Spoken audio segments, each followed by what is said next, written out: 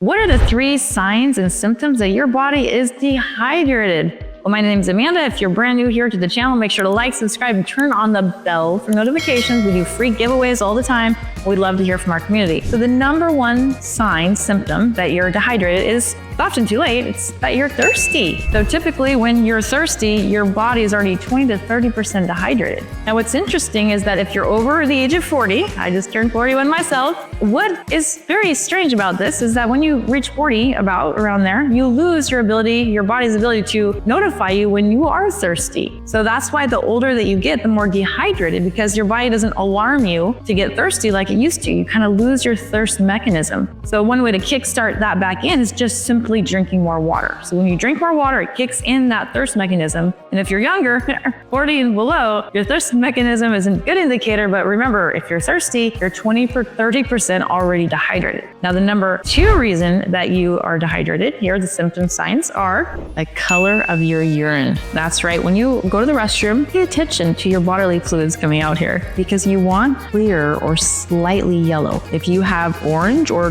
yellow like this, that is a great indicator that you're dehydrated. If that's the case, you want to up your water intake. The standard for just hydrating you to Mayo Clinic says you need at least a half an ounce per pound of body weight per day just to stay hydrated. So if you're not consuming, take your body weight divided by 2. If you're not consuming that many ounces a day, then you're already probably dehydrated as well. So make sure you're getting at least a half an ounce per pound of body weight per day minimum. If you're exercising outside, it's hot, you might even want to go up to 1 ounce per pound of body weight a day. If you go over that, you do have a chance of depleting your body of minerals. So you don't want to do that. If you do go over 1 ounce per pound of body a day, we highly suggest you talk to your doctor and make sure you're putting good minerals back in your water. Himalayan salt's great. It has 84 different minerals that your body requires to have. And electrolytes, what's found in that Himalayan salt, it gives you energy, electro energy. So if you're feeling like you have no energy, it could be you're low in electrolytes. So you can use Himalayan salt for that, or potassium, magnesium, calcium, sodium. Those are also electrolytes. So here you are,